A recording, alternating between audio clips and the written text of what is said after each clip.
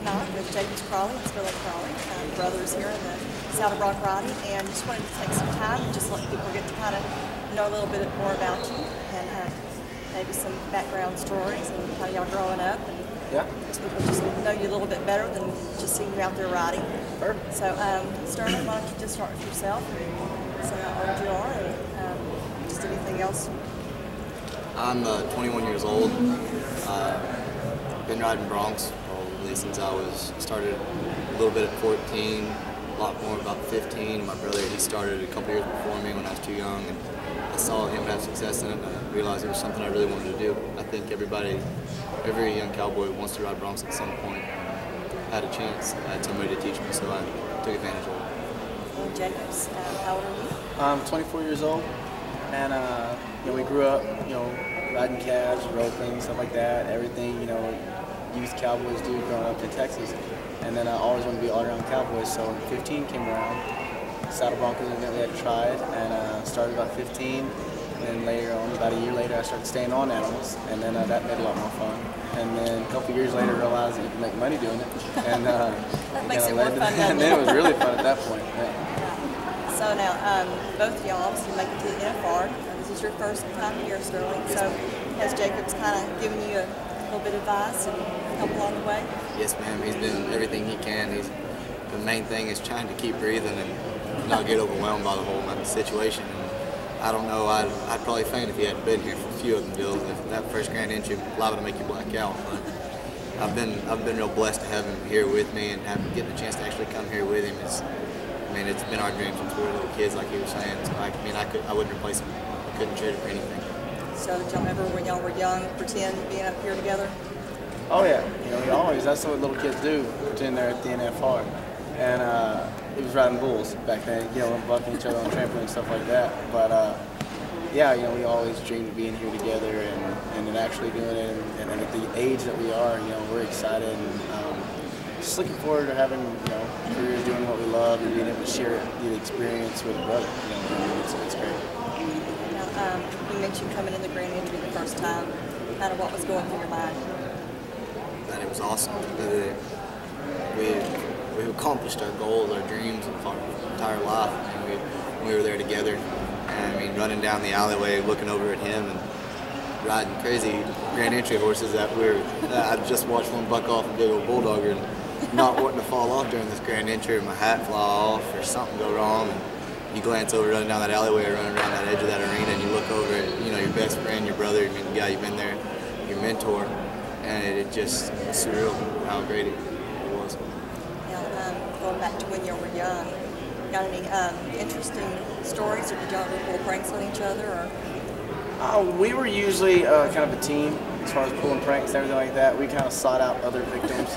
If there was ever a third man, that was usually the butt of the jokes. We never really, pursued pulling pranks on one another, but if there was ever an outsider that came into the group, then they definitely were, subject to be picked on. You don't have to be young to do these pranks. We did one last summer on our other holding partner, who, he's a third party. He's a very close friend of ours, but we ended up, he left his self-serve account on the internet open, and we changed his name through the PRCA, and he didn't realize it until we got to the rodeo.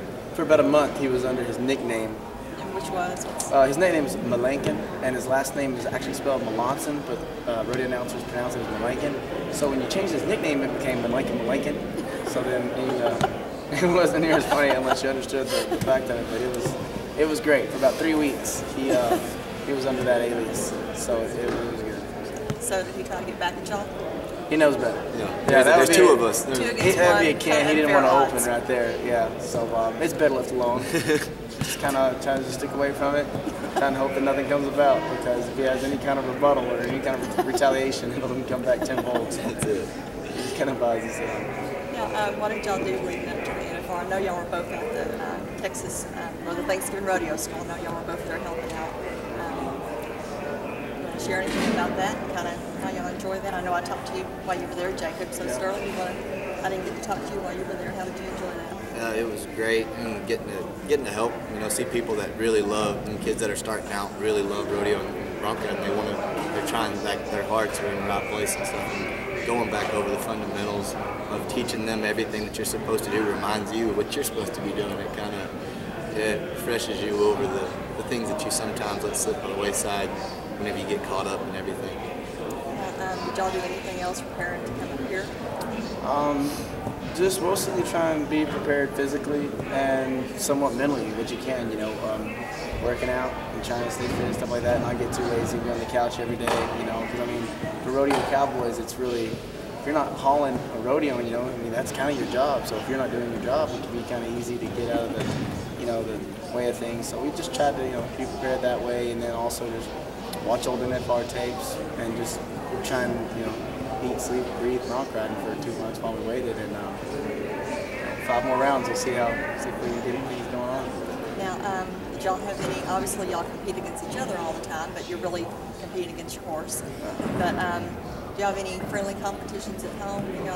Whether it's working out, Absolutely everything other than bronc riding is extremely competitive. Exactly. Pool is very big. Playing pool, playing golf, playing any sport, any card game, everything is extremely competitive except for bronc riding. Okay, Bronc riding is, you want that one to do his absolute best and to beat the horse and be 100 points.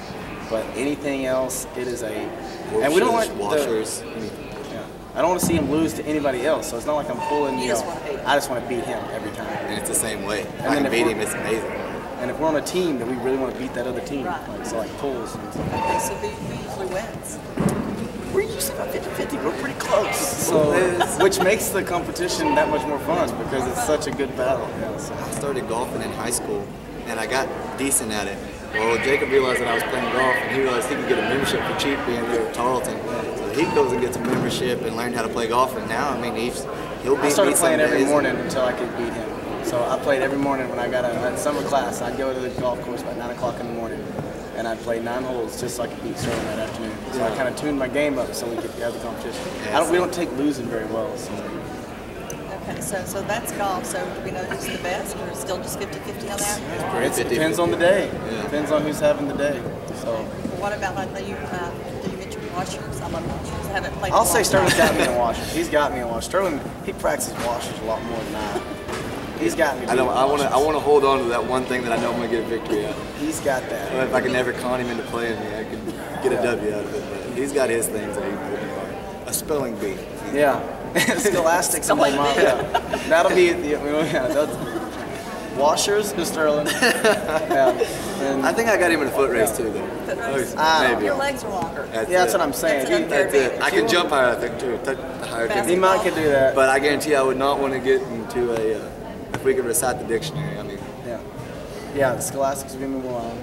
Washers and anything height-based would be Sterling's. Well, the good thing about washers, it doesn't cost anything. It costs to put them off. Right. Washers is free. Just have your hole and Well, you got to buy the washers. I mean, Yeah. Unless Yeah, you're you get- yeah, but unless Chop. well, hopefully you're not. It's pretty impossible to tear those up. So, Yeah. unless you just lose them. Lose 'em. Yeah, that's probably what I would do is lose them all. So what are some of the other? You mentioned quite a few little competitions there. What else do y'all? Pool. Pool. Play pool a lot. Well, high is a little bit advantage. Yeah. Not We're always. pretty close Yeah, on pool it's- games. Yeah, it depends on the day on the pool. So pool and golf are about the 2 most heated battles, and we're about 50-50 in both of those. and everybody has their things that they can do better. I mean, we play completely opposite in either one of them. Jacobs, his putting saves him every single time, and my chipping saves me. That's kind of like we each have our strong little point that brings it together, which makes us good whenever we play scrambles and play 2-on-2 pool games. Yeah. So Because he can bank and I can't. I can cut balls. Everything we complement the other one well when we go against. Oh, one thing I was going to ask you: when you play golf, do y'all walk or do y'all use golf cart? Golf cart's more fun. Right. Yeah. Sometimes you just go to the golf course just drive around. Who Yeah. drives? Or do y'all fight over the golf cart? I think it's whoever gets back to the cart first. Yeah. That's it. Yeah. It's about race and then jumping in the cart. Yeah. That's Because good. that becomes dangerous too. You don't want to take off while you're walking beside it. So have y'all ever played spoons? With Around the the cart. table with the cards? cards. Yeah, That a sounds couple of dangerous. times. Yeah. I played it with like groups of you know, co-ed, kind of like girl and guy, stuff like that, and I will wrestle a girl for that spoon. My cousin was about, I think, 7 months pregnant, and I flew over the table and knocked her down to get a spoon once by accident. Of course, I didn't do that, but See, it's a pretty competitive intentionally, game. Intentionally, she knows the risk when she steps into the spoon table. That's right. Okay, well, just your first experience here. Jacobs, how do you think he's done so far? I think when we get past his mind, I think he's under it. I think he's had to deal with a lot of stuff coming up, you know, and there's a lot of things that goes on. It's not just every rodeo. You know, they try and play it to where it's just, oh, you know, you've done it 130 times. No, it's different. You know, it's a different deal when you're on that stage and there's all that pressure, there's all that. You got a million different people telling you a million different things. And, you know, it comes to it, but like, I mean, there's a lot of guys that can come out here to Vegas and they don't leave home with a dime, and he's already placed them around. And so there's something to be said about that. You know, I mean, he didn't come out here and they didn't, you know, send him home with nothing. So he's already got some money in his pocket, and there's 5 more rounds to go. So man's won a lot of money in 5 rounds out here. So it's just short of that 100,000, I think. What about your horse tonight? Do you know anything about the horse? Actually, I think that horse was raised right down the road from us. But he was living in Canada for about a year. A friend of ours, Jerry Burns, used to own that horse and sold him. I don't think I've ever seen him personally, but I'm hearing a lot of good things, and especially Jerry sent him all the way up there, I imagine. But when playing Bolt Bottom, I imagine it's for a good reason. So I'm excited about it completely. How do you feel like you've done? Do you feel like you're kind of got the butterflies kind of out by now? We've had 5 rounds down, or is it still kind of? I hope they're going. I tell you what, I don't think the butterflies is the thing. This is going on. I'm just hoping to figure things back out, because I never in a million years figured I'd come out here and put up such a poor display of bronc riding and not in the cocky way at all, because I have confidence in myself that I wouldn't fall off that many horses, and it's all between my ears. Everything is being handled so far, and I feel like I came prepared physically, and I just had there's just a lot of things going on right now, being just everywhere that I'm trying to get out of my head to get right, and I think hopefully tonight goes good. If tonight doesn't go good, I think I'm going to get a haircut tomorrow and see how that goes. Change my look, change something. I don't know about that. I kind of like the hair coming out from the hats. I might have to lose it though. For 4 rounds left, I'll take chances. I'll start doing crazy things. Why don't you not shave it off? Just a little trim. Yeah, we'll see. Hopefully tonight goes good. Maybe you can just get somebody to get a razor and just do it in a car on the back of your head. Very stylish, very trendy. Yeah. Very 1990s. So, Jacobs, how do you feel like you've been doing so far? Okay. You know, I'm even second year, I've still got the jitters a little bit, you know, and it's just, like, I felt great after the first round. I felt like I made one of the better rides I've made in a long time. Everything felt good. And then the second round, I kind of had a squirrely start. Horse really reared out and kind of come down and yanked the rein out of my hand whenever she did, and no re-ride, and that kind of got in my head. And then the next one, I kind of started thinking, oh, you know, and it just takes one little thing and can throw you off the path, you know what I'm saying? So, starting tonight, we're just going to take it simple and take care of the business that, you know, that we should have been doing all along. That's staying under your rein and spur and just treating it like it's another one. So, fortunately, they let us win a little money out here so far. So that, you know, monkey's off the back now. Now we've got enough in the pocket that now we can just go have fun, I'm hoping. So I'm hoping that we can turn the page back to where she was in the first round and start these last 5. Just don't put the tables in the casino that you won so far. Oh yeah, I do that. Yeah. I mean, I love rolling some dice. They're fun. That's just, you know, find your reasonable table. I saw you at craps at Southport. We love to play craps. It's a fun game. Well, see, I'm a math man, so yeah, I'm always about the odds and all the statistics, and I see the numbers and get the feelings, and it's a fun game. It's a fun game. I like it. So that's treated me great out here too. So up until last night, that's been the biggest moneymaker. So fortunately, last night went good. So are you a big wager, or I always like little $5 tables if I can buy one? It's a matter of feeling it out. I'm a little scared to put too much I'll out there. go to those, and then I'll just pick and choose my moment to make the big wager, you know, and then try and go in that feeling. And there's no need. They don't have a max. I never touch any of the maximum, so there's no problem with a $15, $10 table. You can go up there. Plenty of what I want to go I want the little, say $5 minimum. I want I need a $5 table, so that's all I have to put out there. Because I'd either lose a little or win a little. Right. But that way I never lose a lot at one Yeah, time. So that's I'm where you go. happy. Right. My point is just to play and have fun. So this table's been pretty hot over there. We've never had much luck at South Point whenever we've been there. We've been we've been playing a lot of MGMs. MGM. Yeah, we played at South Point MGM, a little bit the Aria, and the Aria was great to me. Different crowd, you know, it wasn't much of the Cowboy crowd Yeah. over there, but that's where the Bronc Riders are put up. So we stopped by there one night and rolled some dice. And other than that, the MGM's been good. So I'm hoping the Thomas and Mac's good to us, and then we have to go out to the South Point and not to roll out there for a little bit. So that's the game plan for tonight. So do you like any of the casinos? Or? I absolutely love them. That's the worst part. I think I might enjoy them too much.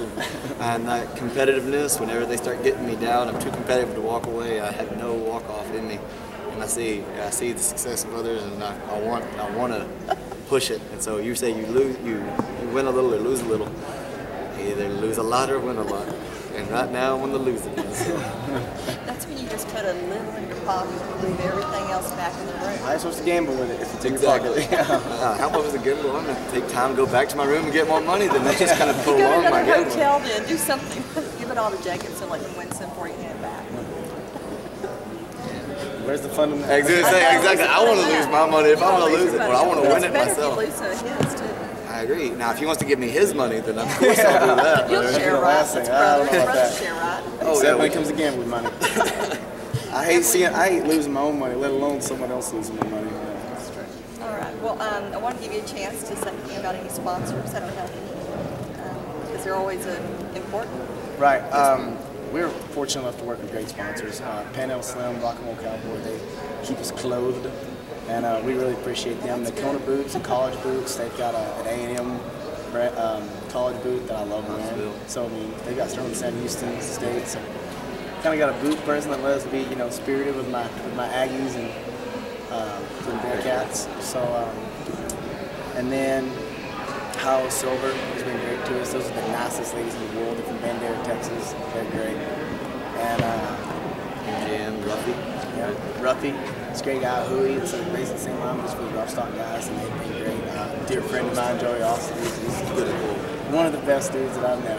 One of the best sponsor relationships that I have. Like he's a good guy and a smart guy, and he's doing a lot for that brand. He's built from the ground up, so it's an awesome story. And I'm just happy to work with everybody I get to work with. And thank you. MGM came in this year, and we met them in San Juan, and met Michelle Podge. She's been nothing but kind to us. They're helping us out and stuff again. It's actually, so it's been. We've been fortunate, but yeah, it's this little weird odd sign. That's our Ruffy, right? It kind of looks like it's something different. It's not Michael Jackson. Yeah, there's a lot going, but It's the same thing as get your Huey. yeah, Get your Huey, get your Ruffy. Yeah, that's what I was thinking. Yeah. I think those are pretty cool. I was thinking about getting a shirt or something. They've got it. Yeah, down there at the convention center and all over. But yeah, we've been great. So thank you to everybody. Well, anything in particular you'd like to share with anybody or shout outs to anybody before you let you go? God bless and giggle. That's how I end it every time. So I guess I don't want to do the Longhorn. No, you wouldn't. No, not right now. Especially the way y'all are and where we are now this year. I've been a diehard Aggie since I can remember, and this has been the first time I really get to cheer with, and have something to cheer about. So. Well, I'm not really one or the other. I like both. They're Texas teams, so I'm a third generation A&M engineer. Like granddad was an Aggie engineer, dad was an Aggie engineer, and it's bred deep into us. So me and Sterling both are pretty diehard Aggies. He's a Bearcat. Just down the road, but yeah, I went over there for the rodeo team, and I kind of veered just a hair from the scholastics, but I've been born and raised an Aggie, and I had no choice around it now. I mean, it's just great to have something to cheer about again. For an Aggies, we've been cheering forever. So. Now, did you ever get to see the bonfire they used to do there? We went once we were younger, but I was like 12 when it went down. Yeah. And they discontinued it. So. You were old enough to. I was young, but we did get them. But I was really young. It's too bad it happened. It stopped. Yes, ma'am. Well, thanks a lot for stopping by. We appreciate it. We enjoy watching y'all, and hopefully you'll be one of those horses. That was a great picture, though. Oh, it did make for a great picture, and it was exciting I wish too. I was out there Everybody with my was- camera. I'm coming. She did, Could've been a good yeah. I was terrified for my life there for a little bit, but yeah, like we're healthy, ready to roll, and so can't complain too much.